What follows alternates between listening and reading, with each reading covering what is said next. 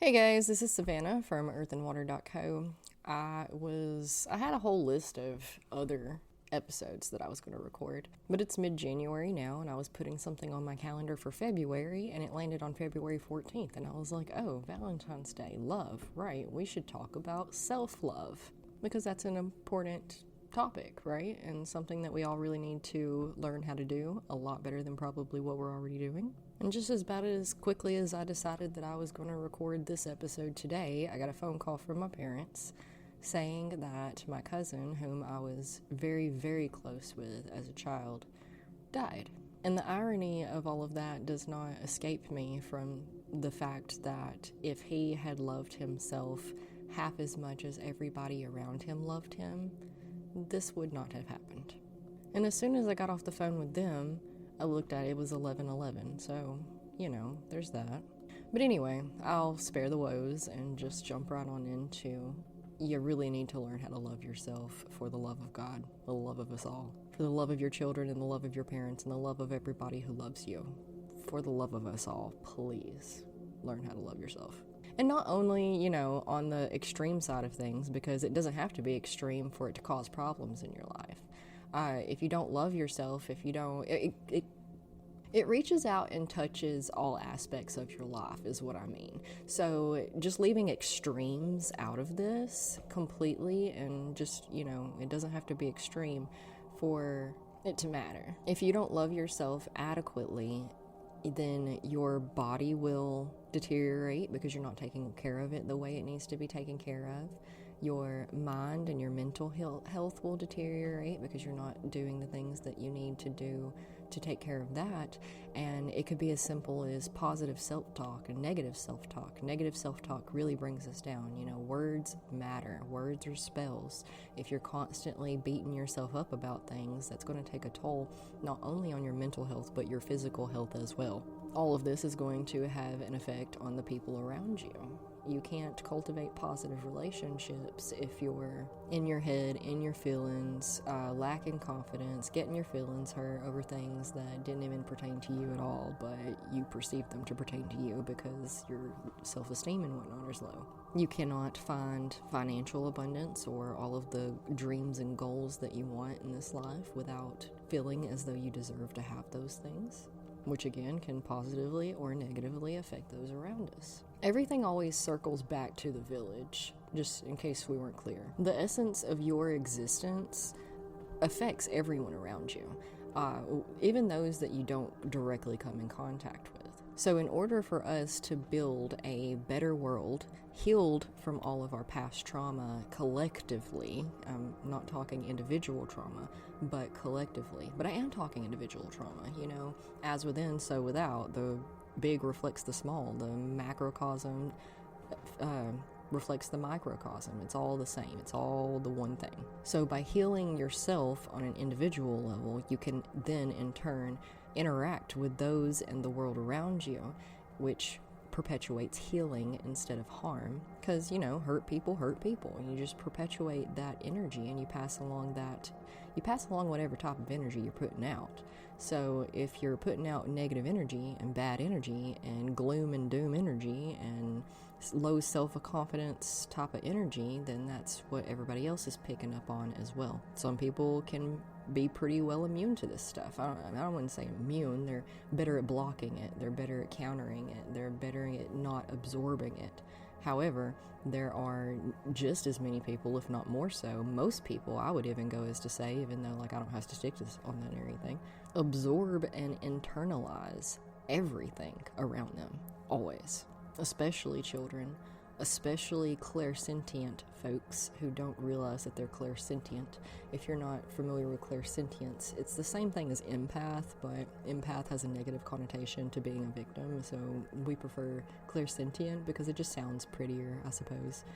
But anyway, I'll jump from trying to convince you that you need to learn how to love yourself and give you a few pointers on how to do that. Because all of this stuff is fine and dandy, right? We know that we need to heal. We know that we need to be better. We know that we need that or this or whatever, but how do you do it?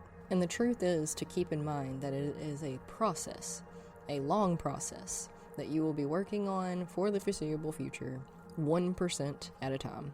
And that 1%, okay, so I posted this thing the other day, and I've seen this before. It's not something I came up with, but 1% change every day is a 30% change in a month, is a 365% change in a year, right? That's a lot of change. That's good. That's great. That's great progress. Realistically, most of us aren't going to hit 1% every day, but all we can do is intend to do so, try to do so, and not beat ourselves up when we don't make that, okay? Very important. Do not beat yourself up when it's not working for you. Such is the nature of life. Sometimes it's going to work, sometimes it's going to go smooth, sometimes things are going to be really rocky and you're just hanging on by your fingernails. We tend to beat ourselves up when we're struggling because it doesn't look like life or death. But just because it doesn't look like life or death doesn't mean it doesn't have that type of energy that's coming along with it, Life can be very hard. It can be very struggling, frustrating. It can be very all sorts of things. So just be gentle with yourself the way you would be gentle with a child or your precious grandmother. If you hear one of them saying, oh, I could have done better, I should have done better, I hope that you would kind of help them out a little bit, give them some words of encouragement. And that's all I want you to do to yourself, give yourself some words of encouragement always. And noticing is the practice, okay? Noticing when you have this negative self-talk. And recalibrating it, like stopping it in its tracks when you notice it, and like, whoa, wait a second. It's okay, and just, retrack a little bit and see what you can find to say positively about the situation and yourself. In addition to that, backtrack on those comments, those negative self-talk comments. Where did they come from? Why do you do that? Where is the belief system? What's the belief system tied to that comment that is making you beat yourself up? I'm gonna throw a random example out there. Say you caught yourself telling yourself that you were being lazy. Well, are you actually being lazy, or are you trying to recover from something? Are you trying to catch up on your rest? Where did that come from? Were you actually just allowing yourself a much needed break to do what you wanted to do, which just happened to be like you really wanted to lay around and scroll on TikTok for a while. You don't usually let yourself do that, but today you did. It's okay to be human.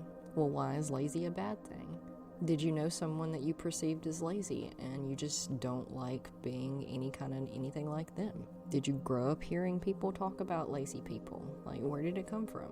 Were those people actually being lazy, or were they just unmotivated, uninspired? Did they just really need some more direction in a world that seemed very limiting and controlling? Remember, the world has only just now, society and culture has only just now become expansive in their minds and the possibilities and things that are capable of doing, When I grew up in a small town, itty-bitty, teeny-tiny small town, everybody knows everybody. I'm related to half of them, at least. I thought I was lazy and unmotivated and didn't like sports until I found martial arts, which wasn't readily available when I was a child, but it is now. Wasn't really an option till now. I can't believe I didn't include yoga in that. I just made martial arts like that's something I've been doing forever, and it's not. It's new. But yoga is something I've been doing forever, 12 years. And if you had told my gym teachers, if you took my gym teachers right now and you're like, you remember Savannah?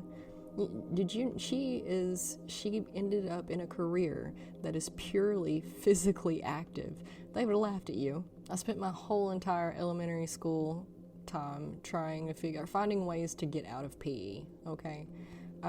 My parents were very sporty, okay? Very sports oriented, still are. My sister, in sports from the time she was big enough to be in sports and throughout forever, they were all sporty. I was not, and I'm sure they're shocked. When I was in high school and I had to choose a career and which direction I wanted to go in college, I wasn't interested in that because nothing sounded interesting, nothing sounded fun, nothing sounded like anything I was ever gonna possibly, but I didn't have a choice, I had to pick something. So I chose history professor. I was going to be a female Indiana Jones. That was my plan. Because options were limiting, they were limited. But anyway, maybe they're not so much lazy as much as they just need some direction, some inspiration. They need help finding their passion. They need some healing. I don't know. Crazy stuff. People are complex. You need to give them a little bit of gentle nudging. Not to say that laziness is not a real thing and doesn't exist at all. But anyway, moving on. Here's you some homework. Write a love letter to yourself. Be specific. Add in as many details that you can. You like this about you, and you like that about you, and you believe in you, and you're so inspired by you, and you love the way you do that thing, and you love the way you do that thing. If you're having trouble coming up with it, then tell your lungs that you're so thankful that they breathe, because, sometimes they don't. You're really stuffy, chest congestion and stuff. If your lungs don't work properly, I'm very sorry. Maybe your eyes do. Maybe your ears do. Maybe your legs do. Find something. Your heart is pumping blood, dude. Your heart is pumping blood. Man, it's doing a good job. What a great heart. You don't even have to ask it to do it. It just does it. Isn't it nice when you don't have to ask people to do things? They just know what their job is and they get it done. I know your brain is thinking. Your ears are probably listening since this is a podcast episode. Good job, ears. Good job, brain. Figure it out. It can be work, but this is work. That's fine. It can be work. It's worth it. You're worth it. The future is worth it. Your future is worth it. The people around you are worth it. And remember, the only person on this planet whose opinion of you matters is your own, okay? Yourself, your opinion. Your opinion about you is the only one that matters. People gonna people, okay? You gotta detach yourself from peopling because it'll drag you down. It'll burn you to the ground every time. You cannot trust other people with your self-worth, ever. Misery loves company. Don't forget that. Be the shining ball of light for everybody because everybody needs it. So yeah, go write your love letter to yourself. Practice your positive self-talk. Notice when you're doing negative self-talk and catch yourself on that. Retrace your steps back to the beliefs that are causing it. I have a lot of content on the website on self-love, okay? Because it took me a really long time to figure it out, and I'm still figuring it out. I don't always hit the mark every day, but we hit the mark most days these days. Like I said, it's a journey, it's a process, and it's a process that'll take you the rest of your life. Not because there's not a destination, okay? There's no destination here. It is just continued progress forever and ever, amen, okay? It's a game. Life is a video game. Imagine it like that. There's no top-out level, okay? There's no top-out level. You can just keep going until you die. And then you can pass on all your glitter and gold that you've accumulated through learning all of this and building all of this and growing through all of this to the next generation, because that's what really matters. It's never about us individually. Each and every one of us are precious, but it's the whole, the village. Protect the village. You watch Naruto? Protect the village. It's protect the king. It's all about the kids. But yeah, help yourself to all of that. Let me know how it's going. I have a course on it if you want to really dive deep into it. And I also offer energy consultations, so you can talk to me one-on-one and we can, point you in a direction or something. Until then, enjoy some meditation music, relax your face and shoulders, and I hope you have a really good day. Namaste.